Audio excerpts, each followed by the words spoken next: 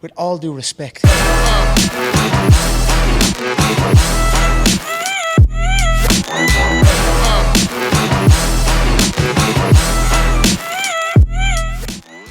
You guys, do you, Oh, go ahead. Go ahead. What were you saying? I was gonna say, I'm pretty sure you guys swear, right?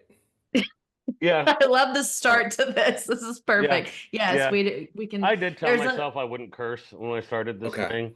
I did tell myself that, but I ruined I that. can't help I it. ruined Yeah. it. I Okay. mean, it's as casual as it gets here, man. And I'm pretty sure I remember hearing, but I always try to ask before I do a podcast just to make yeah, sure that if I don't, drop something and then it's like, bro, No, we it's can't use okay. that. No, yeah, there's like a when you upload your podcast for Apple and yeah. for Spotify, there's a little Yeah. checkbox that you can click, and it's like, does this explain or does this contain explicit content? Yeah. And I normally just check it. I'm like, We oops. we use some AI to cut some reels and some videos, Yeah, and so we won't get you cursing. The AI always blocks out the curse, Yeah, the social media. don't worry. But yeah, this is with all due respect. We don't know what episode, but we're back. Josh and Gray are back. And we got Brenden on, even though I called him Brandon in my thing. I did. And then I resent the invite and I was like, Brenden, hope he notices I got it right. I was like, I hope he notices I did it correctly. Um, but great. I'm going to let you take the lead on Brenden and how you know him Yeah, and that you actually made friends in Montana. in Montana, I This is know. proof. Go figure. No, it's kind of funny that Brendan and I laugh about this all the time because, this podcast is going to be about your journey with sobriety and alcohol and that kind of thing. But we met in a bar. We met at a brewery. And I think it was literally my first week that I had lived in Missoula. And we met at this brewery slash bar called Guild, and we were sitting next to each other. And this guy, I just remember, was talking your ear off, Brendan. And I like cut into the conversation. He totally ignored me, but then you and I just kept having a conversation. Yeah. And from there, we just formed like a really cool friendship. And we did, tons of stuff out in Montana between hiking and going floating and all of the fun things. So, yeah, today we're going to talk about your journey. So, if you want to introduce yourself and kind of tell us what you do now, I would love, I personally know about this, and if you want to talk about it, if you want to talk about your Project 20 or Project 55, that would be fantastic too. Awesome. Yeah. Great. Nice to see you.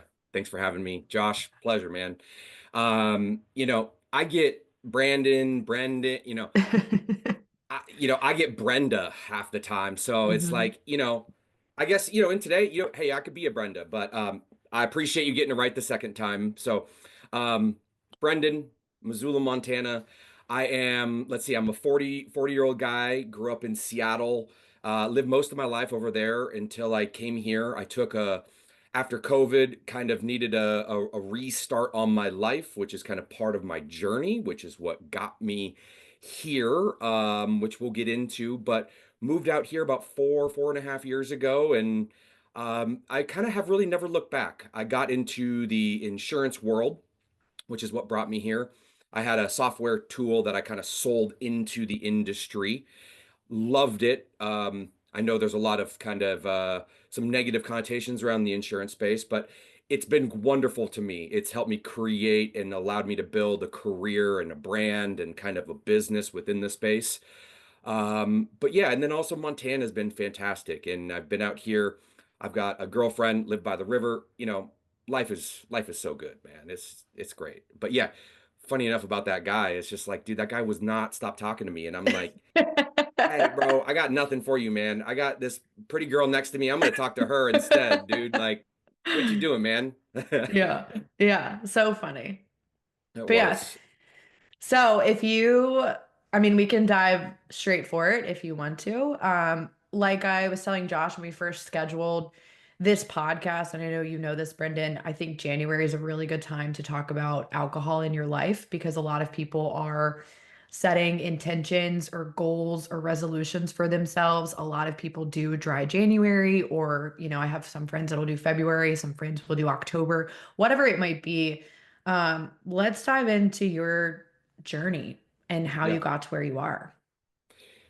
Yeah, I think what I'll start with, and then I'll jump into my journey is, and I'm sure you guys can relate just with like, there's no quick fix for any of this stuff.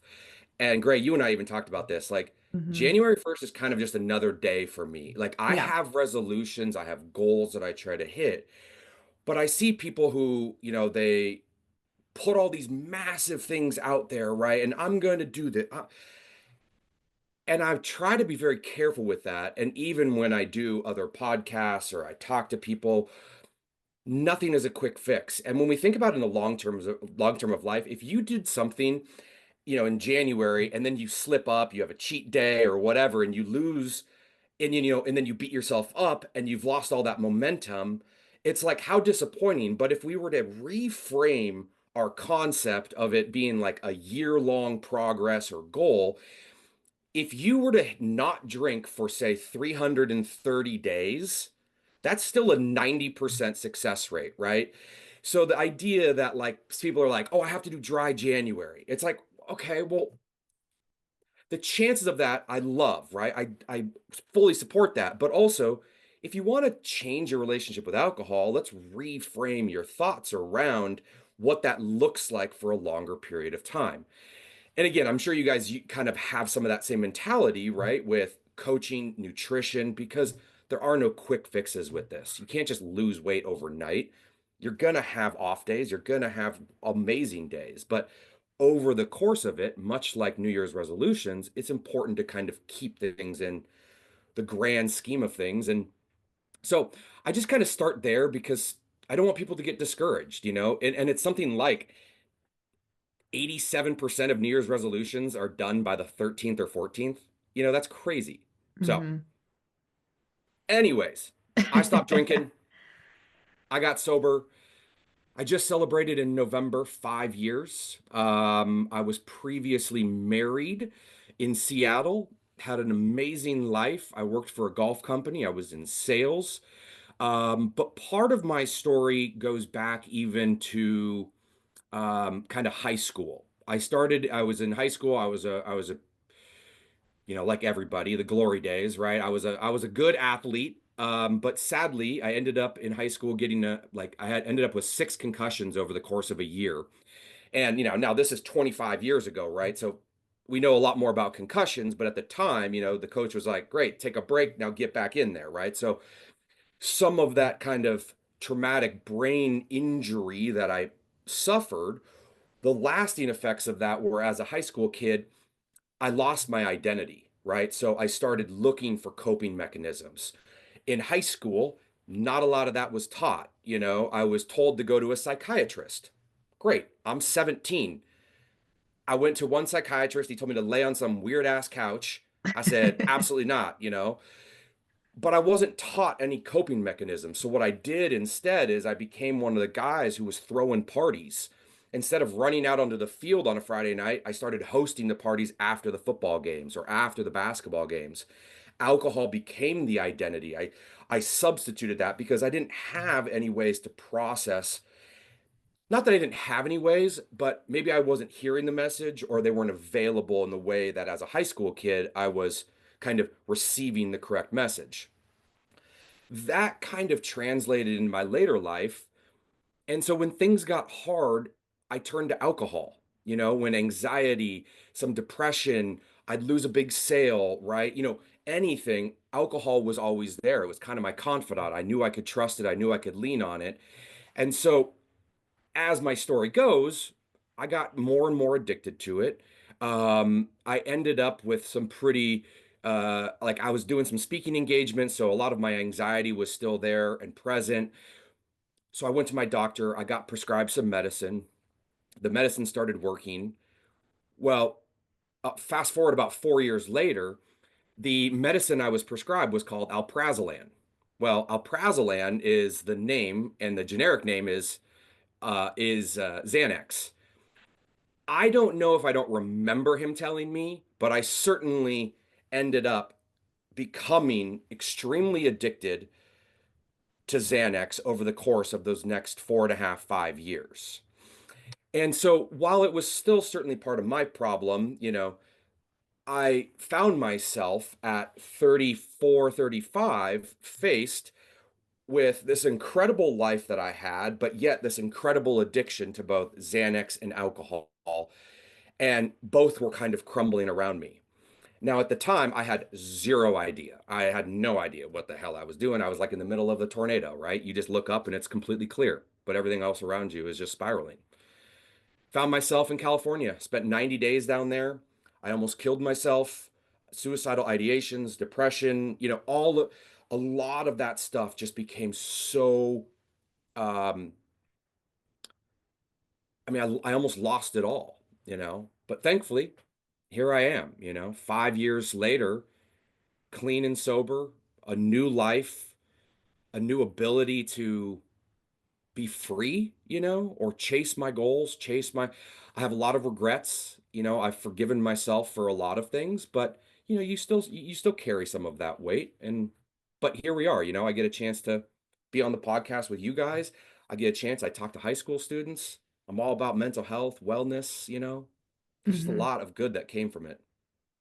Can you pinpoint the moment that it got bad enough that you said I need to go 90 days?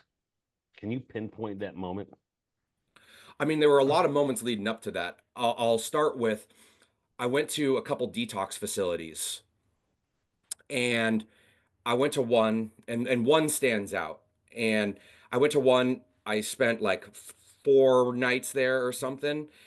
And I remember the counselor, we were sitting around the table, and I'm talking to the counselor, and she's like, "Hey, you should go do this program. It's 30 days." And my wife at the time is there, her mom, and then my parents. And we're all sitting around the table, and they're like, "Hey, you should go. You should do this. You should go." And I'm like, "Well, what if I'm not ready to stop drinking?" And my dad looks at me and he's like, "What are we doing here?"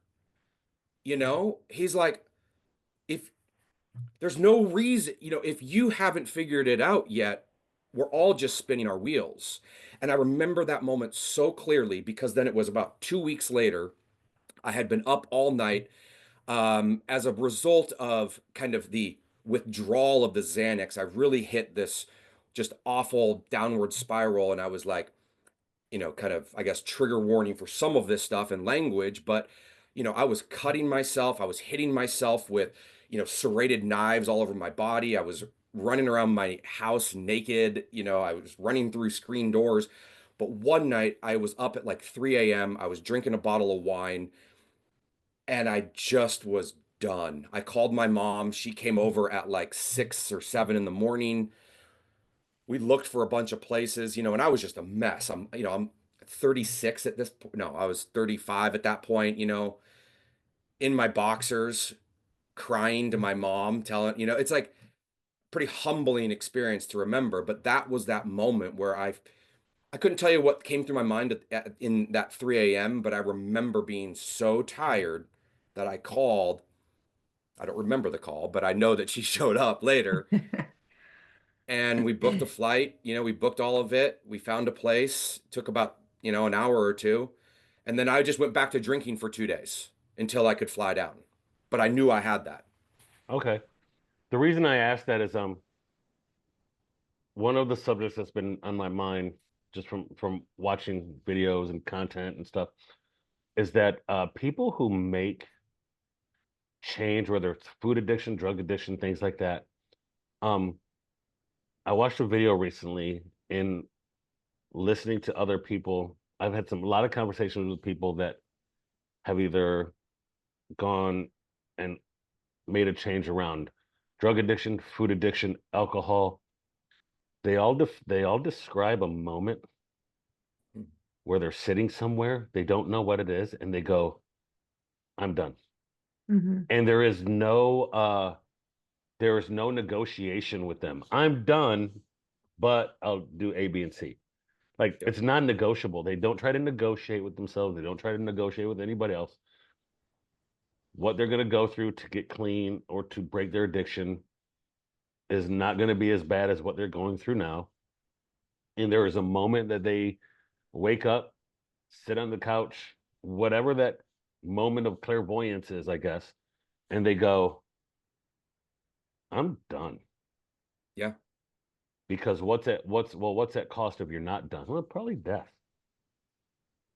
For some, right? absolutely. Yeah. And you know, and in most cases, I can't speak for everybody, but from what I've learned and witnessed and know also from talking to people is usually that comes after saying, no, I'm not ready for help for a very long period of time.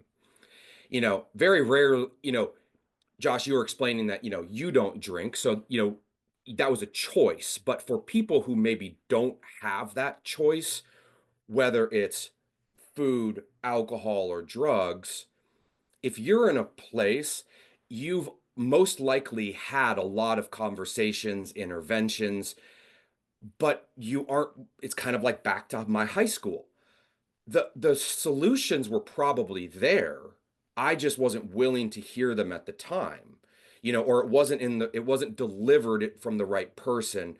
You know, everything I learned in rehab or heard was previously told to me, you know, in a detox center or a podcast or a book I would read. My ex-wife, you know, she was researching all sorts of stuff, right? And she would tell me, you know, oh, hey, let's do sober Tuesdays and Thursday dinners with your parents. Awesome. I just drank from 7 to 9:30 in the morning, you know, and then went to the dinners at night. You know what I mean? Like she was there and helping, and same with my parents. And again, it could be used for any, you just have to be willing. And again, I don't want anybody listening to this to think that like I'm prognosticating about you have to get sober. This is just my story. I love that people still can drink and choose to drink if they want, you know. Great. There were plenty of times floating down the river, man. I was Oh like, yeah. dude, it'd be great to crack a beer, you know? But it's also I have to weigh the possibilities of, you know, what that What could risk happen? is. Hmm. Yeah. Yeah. I think your story to me is one of my favorites too. Like I do have a ton of friends who have gotten sober. Um, and you know, again, that relates back to what we kind of started talking about is a lot of people our age and younger are starting to get sober or they're drinking less. But I think the best thing about your story is that you live life so fully still. And I think a lot of people are scared of that when it comes to Mm. alcohol, is that like, you know, if I decrease my drinking or I stop drinking altogether, I'm not going to be able to have fun. And I think you're such a testament to being like, who cares? You know, like it would be fun, but Yeah. who cares? Like I can do all of these things. And the best part about it is I'm going to remember it tomorrow. Our Yeah, running and joke was that it's you were just going to go home at 8:30. yeah. It's like I'll meet for drinks and happy hours and dinner, and then it's like, you know, G's like ready to go out at 9, and I'm like, later, you know, like, or you know, hey, I'll go for a drink, but like, Yeah. dude, life is. I was worried so much about the ability to live without it. I was always so. I remember there was this guy that got sober right out of college, or not right out of college, but let's say he was 25, you know, and I was just like, you know, what does he do? You know, how does he do it? You know, it's like, dude, what a silly thought. Like, he just lives, man. Like, you Yeah. know, it's like you just do everything. And like, I still have plenty of bad days. I still have anxiety. I still don't like public speaking.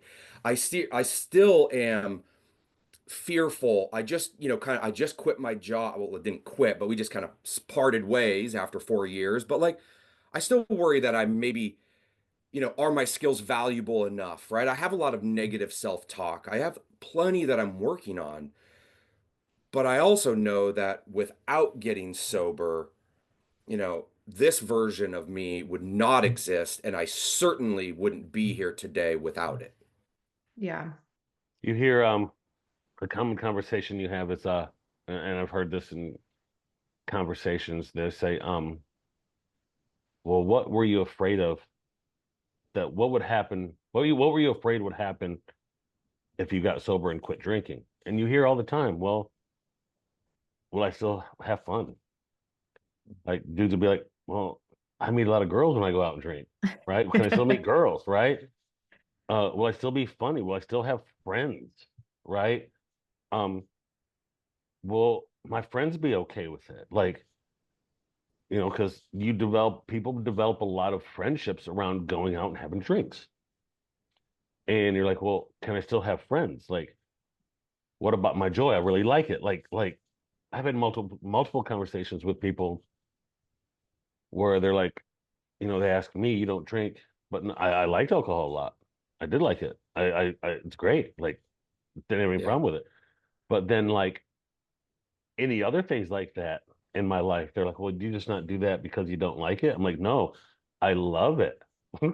That's the problem. I really love it. Like, you hear people talk about quitting any kind of addiction. They're like, oh, you must really hate it. No, it's the opposite. I Yeah. really love it. They're great. That's why. Did you have concerns when you stopped of like, am I still gonna be funny? Am I still gonna be cool? Like, am I still gonna have friends? Like, am I still gonna like meet people? Can I be social or do I have to be like this hermit? Like, did you have concerns? I guess is my first question. And the second question is, you hear people say you have to replace that with something. That's like That's what I was going to that's ask that's if why you I'm. have a lot of people who quit drinking or partying and they replace it with tons of exercise and fitness, Mm-hmm. right? Mm-hmm. Did you have concerns in the very beginning from social concerns? And then did you ever kind of replace it with something else that was just a healthier version of, I don't want to say the word addiction, but just something else It's a that gave, dopamine hit. I guess, yeah. Yeah. Mm-hmm. Um, I guess, like the fear part, um, I think the fear is like kind of twofold is, fear is certainly like, it's a limiting belief in your own growth, right? And that it holds you back. For me, one of my biggest fears now is complacency. And that's because complacency is what led to my, what I'll call kind of as a piece of my addiction.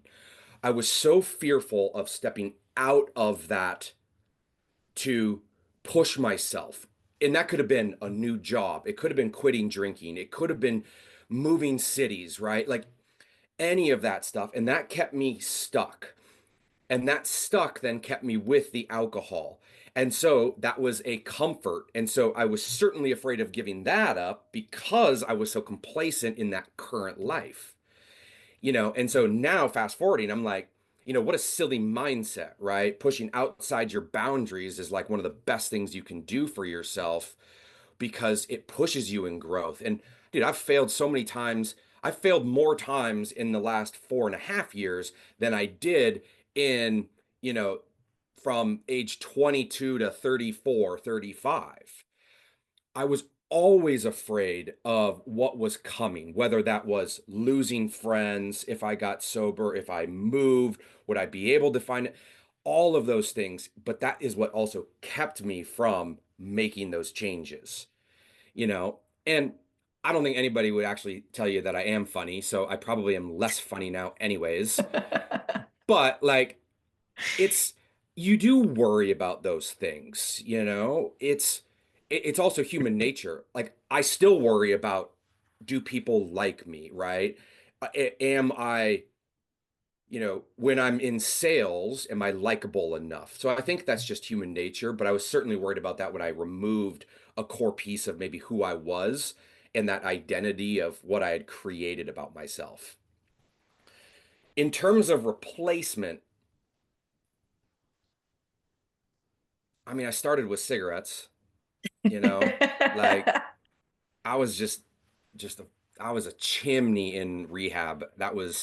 And it was great. I kind of loved it. And I still do every once in a while. But like, I mean, I drink like 7 LaCroix a day. I still need like the carbonation, opening something because I don't drink soda. I don't eat fast food. Like I'm a pretty healthy dude. So I would say I probably turn to LaCroix. You know, I don't chew. I don't do Zins. There isn't really. I mean, I already worked. I did work out a ton. Thankfully, like my parents instilled a lot of workout and health in my life at an early age. So I've always been pretty active. But I think all of those pieces, they just became more amplified. How Yeah, about okay. that? Mhm. Is Yeah, that that's that's fair. Yeah. yeah. Yeah. You might have said this before. Did you multiple times try to get sober? Like, did you ever did you said you went to like the 3 or 4 day sober houses Yeah. um before you did your 90 days? Did you do anything before that? Like, did you go to an AA meeting? Did you go to counseling? Did because you very rarely hear of somebody saying, "Hey, I'm an alcoholic and I'm addicted to Xanax." Then they go one time to a spot and then they're done. Right? Like, Yeah. Mhm.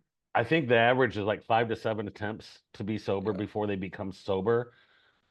Did you have multiple attempts leading up to that you tried? Um, in the year leading up to it, because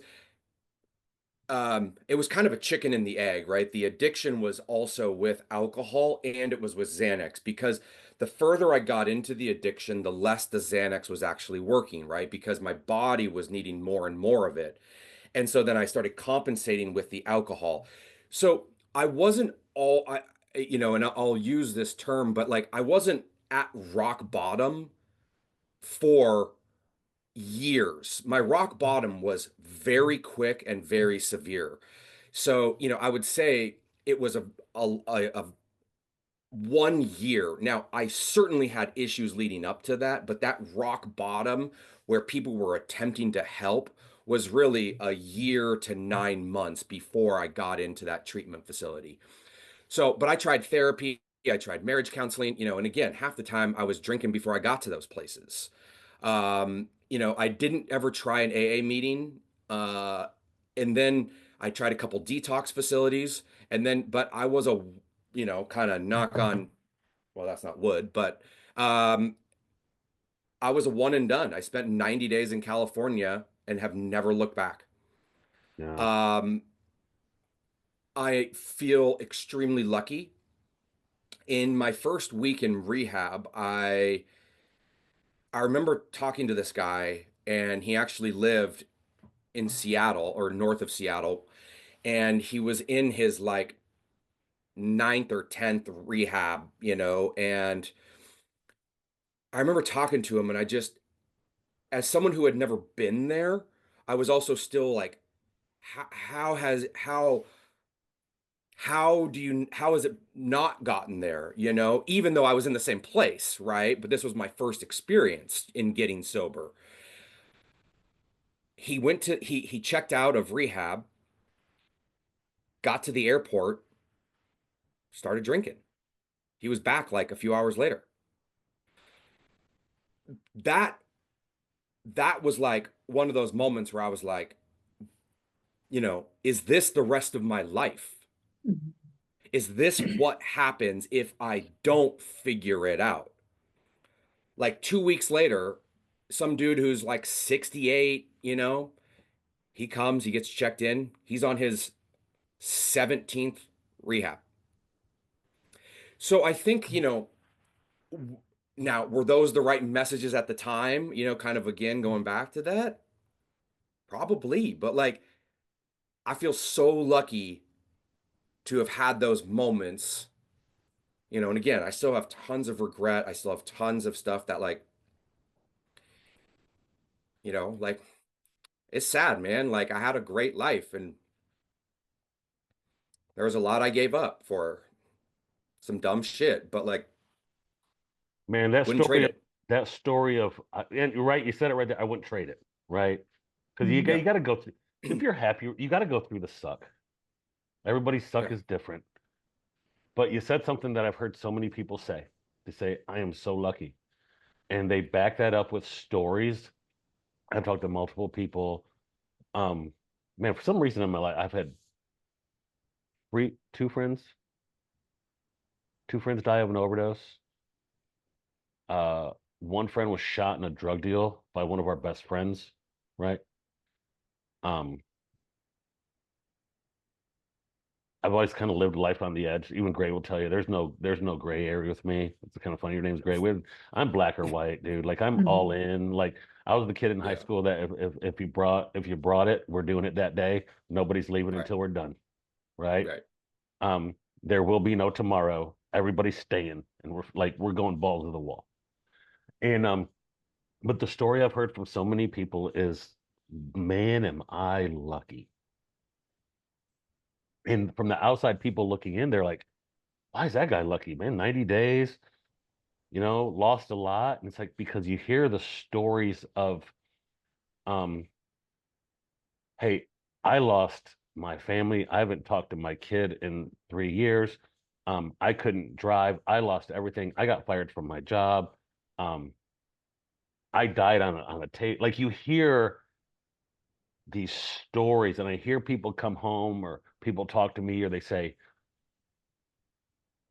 I am so grateful that, as bad as my situation was, like you said, this could be my 17th time. Mhm. And I think part of the drive here is gratitude, right? Isn't it, So good. I say that almost laughing because it should be, because that word, um, the unbelievable gratitude you have to have, and then you think your life is bad, and you go, man, I made it through 90 days of rehab. I've been sober for 5 years. It could be a lot worse than losing that sale. Yeah. You know what I'm saying? Yeah. Yeah. Um, Yeah. I love hearing that story, and you just reaffirmed it. 17th rehab, 5th rehab. I mean, I bet you've had conversations with people, and I bet your mind was blown in those conversations you had in 90 days. Without a doubt, and I think I'll add to, I, without a doubt, am lucky, but I also worked my ass off to get here. I didn't give up on myself, right? I got out of rehab February 14th. It was my 35th birthday of 2020. 2 weeks later, the world shut down with COVID. So I got sober during COVID, locked in my house. Mhm. And, you know, at the time, my wife and I were battling it out, and she still drank and did, because people were having Zoom happy hours, it's like, but I buckled down. I found an online therapist. I went to like 3 AA meetings a day, right? I would run, I would work out. Like, I found ways to make it work. So I am certainly lucky, but I also bet on myself to win. Brandon, I didn't think about that. You got sober During COVID. right when COVID hit. Yeah. Mhm. You were isolated from the world Yeah. trying to get sober. When I hear horror stories from people Mhm. who were I mean, I sober. don't I don't think I make it out of COVID. Knowing where I was in November, right? At that spiral and where my mind was, had that occurred during COVID, I don't know. I don't think I'm Have you thought about that knowing how before? Have you all the thought about time, that? Where you're like, all man, the if I time. was a spiraling addict that April In day, February. Yeah. April, when I think we closed shut down in April, I think. Yeah. Yeah. Uh, Whenever it was. I it think was Seattle might have been a April, little earlier. Yeah, was it? I mean, well, Yeah. Washington was like Oh yeah, real quick. yeah, yeah. They were just waiting for it to shut down, South right? Carolina, we're like, we'll give it 6 Yeah, weeks. South Yeah, Carolina. Montana never shut down. So they were Yeah, Yeah. like, in Right. Seattle, though, they shut down fast. yeah. I Yeah. think we were one of the last in South Carolina. You ain't gonna shut down these rednecks, bro. They're doing it, dude. Um, but I did not think about that until you said it, which Yeah. to me multiplies the challenge of you sitting alone in your own thoughts, shut off from the world. There's nothing going on, and you're living as a brand new sober person when Yeah. everybody else. I hear horror stories of Yeah. people who are like, I wasn't sober. I was sober when it started, or I drink every day, or Yeah. my addiction got worse. My dependencies got worse Without a during doubt. COVID. Bro, you like got a double whammy. Yeah. You Yeah. went sober and COVID shut down, and you're spending every moment of every day in your head. I could imagine. Yeah. I God, man. remember just like, and it was also just like, you know, uh, it's again, parts of luck, right? I heard the right story, I heard the right message, I found the right things at the right time, but I was also willing to look for the right message. I was willing to look for, and then when it came, we talk about gratitude, right? It's like, so when those moments come, like I had to be willing to accept them, take them, and run with it because otherwise, like I was just going to end up in the same spot, right? And that, again, I don't know if I make it out of that. And but also, the one thing I'll talk about with like kind of the addiction part, like beyond uh the first try, is I am also very lucky because I had an incredible support network who helped me get sober and stay sober. As quickly as my they could, my parents were coming over, we were going for walks, we were meeting at a park with the dog, right? Like we were trying to do, but had it not worked, right? And you end up in rehab 3, 4, 5, 6 times, those support groups become smaller and smaller. And so you then have less people around you to pick you up because undoubtedly people get tired, right? And so I think about that all the time too. I think about, man, I'm so lucky that I did choose to get sober at that moment because if my siblings, they would have done anything for me, but I don't think they would have done that, you know, if I'm calling from the seventh time, like, hey, I'm back in rehab. I need you, you know what I mean? Like Mhm. those lines and that, uh, so getting sober and having that support group was a huge piece of why and how I got sober. Because I think if I had to do it multiple times, those calling on those people for help starts to slowly, slowly disappear. I mean, we see Yeah. it. That's how addiction runs rampant and people end up on the streets, right? All those people had families, they had parents, they had potentially have husbands and wives, five, Yeah, six times, it gets I tiring. I think about that as you say it. If tomorrow you woke up and you had the thought of like, man, slow day, I gotta have one drink. Do you have that one person you could go to and be like, hey, I just had that thought, I've you got know? like 30. Yeah. Right? True. But It like, ain't wood. but Yeah, it's 30. Yeah. dude, I would call you guys. Like Oh yeah. Yeah. to me, that is like I give my phone number out to anybody who wants it, like probably more frequently than I should, like I'm gonna get some weirdos Yeah. calling, but like Yeah. that's also the point, right? Like if I can be an authentic version of myself today to where they feel comfortable to call Yeah. if they're struggling, and even if they've had the drink, call me before you have number two, Yeah. Yeah. Yeah. Right? Mhm. Yeah. Yeah. like, and then Yeah. and then the conversation switches to, hey, all good, man. Let's Yeah. get 330 days under your belt. You know what I mean? Yeah. Because Yeah. like I'll leave you kind of, I know we're getting close on our time here, Yeah. but like the reason I talk about that from like a reframe of like um drinking and like the year and goals is I know somebody that in the first 3 months of being out of rehab, he had like a weed brownie and then he had like one gin and tonic. Oh, okay. Had he let those 2 moments dictate the rest, he might have been gone. He's Mhm. now been, other than 2 days, he's been sober for now almost 5 years. Yeah. You know what I I mean? think Like that's crazy. it is crazy. Everybody's journey is a little bit different with it too, right? Like some Totally. people would come out of rehab being like, no, I'm sober forever, or at least until I think it's okay. And some people will come out and be like, I have a better controlled relationship with whatever it like with my alcohol, like where I can have a drink or two once a month or once a week or every couple months, It's just a better relationship depending on what you needed. Yeah. I just think there's those people who there is no Very, there's Oh, very few yeah. people who end up in rehab are can moderate. come out and have a Yes. relationship with it. Now, Yes. I think there's certainly those conversations where, Josh, you're a perfect example. Yeah, you loved alcohol, but man, you didn't have a place in your life, right? So I'm going to make a choice. Yeah. I have people, there were 24 people in my kind of group. I am the only one, to my knowledge, who is still sober. 1 in To 24. my knowledge. There's me and then there's one other guy, but I haven't talked to him in a while.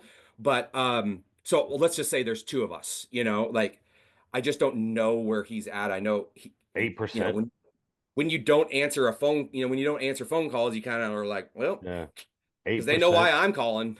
Yeah. That's another reason for feeling lucky, right? You're one of the 8%, Yeah. right? As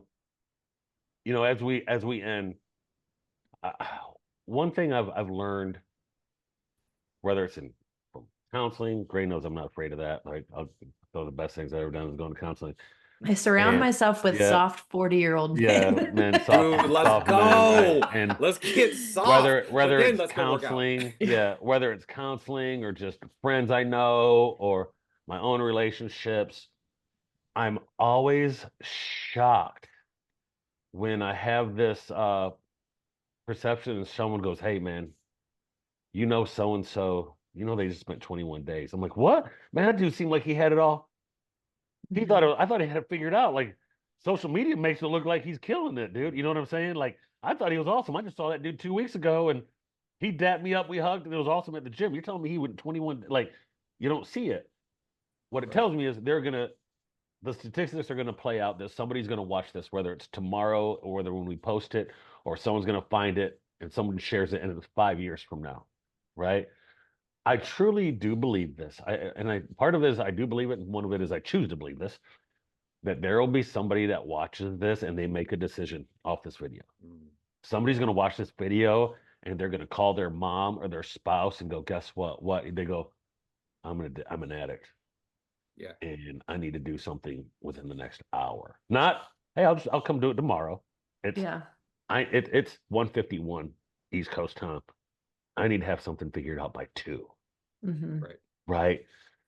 Somebody's going to watch it. What would you say to that person if they're watching it and they're thinking about it? I say, so it's funny you ask that question because I talk to high school kids now. I try to, I have a couple friends who have gotten me into kind of talking to high school classes, and I share my story, and what I talk to them about is kind of that ending right there is, I don't really care if you think I'm weird or not, right? I'm a 40-year-old dude who talks about, kind of a sob story, right? And now I'm here talking to you from Montana. But if in 10 years you remember something that I said because it stuck with you and you choose to make a different decision, that's all that matters. But then what I leave them with is, if we have the ability to actually listen to one another, that's, I love therapy, big believer in therapy, but we don't know what other people are going through. Josh, your story of that other person, right? We bring these instances in life to our conversations, to our work, to our podcasts. And if we can truly listen and ask the right questions, we can help each other. And I don't mean, what up? How's your day? I mean, hey, G, how are you? Life is busy. Tell me how you are doing. It's the call, it's the text. Life is chaotic, whether you're an addict or not. But if we can listen with empathy and ask the right questions, man, we will absolutely be able to help ourselves and each other. Yeah, And I you're love it. so true on that too. Yeah. I get a probably bi-monthly FaceTime during about this time of the day, and it's Brenden calling me. Yeah, man. I tell you, there's a group of friends I have. We call them 3 a.m. guys. Like, it was 3 a.m. And you know the movie The Town? You ever seen The Town? Oh yeah, yeah. That famous clip where the guy's like, "We got to go somewhere. We got to hurt some people." The guy goes, "Whose car are we taking?" Yeah. We all save that once in a while. We'll send it when someone's like, "Hey, what are you doing?" He's like, "Whose car are we taking? Like, whose body we burying?" Because I got some people that have been. I got some friends of mine that have. I got a couple of friends of mine that were involved in gambling debt collecting. You know, you know that to put it the nicest way. Yeah. That they were involved in gambling debt and that are very, very nice grown men now, but I know who they were when we were in our early 30s, late 20s. And there's a group of those guys, and it's kind of like you always got to have a group of those dudes around you that you can be like, "Hey, I need you to be here at 3 a.m." Yep. And it's good to have a couple of those dudes that'll knock on your door and be like, "I told my wife I had to leave." You're right, you know. So there's always good to have those people in your life that'll be like, whose car are we taking, right? I love it. So, man, I really appreciate you coming on, sharing your story. Gray always introduced me to cool people, bro. Anytime she's like, I'm gonna have my friend Brenden on, and I'm like, cool. Like, I don't have questions. I'm like, let's do it. So, hey, man, I appreciate you coming on, bro. You guys will get to officially meet at the wedding. Yeah, absolutely. There we go. Awesome. There we go. All right, Brenden, we'll talk again, man. All right, man. Bye. Thanks. With all due respect.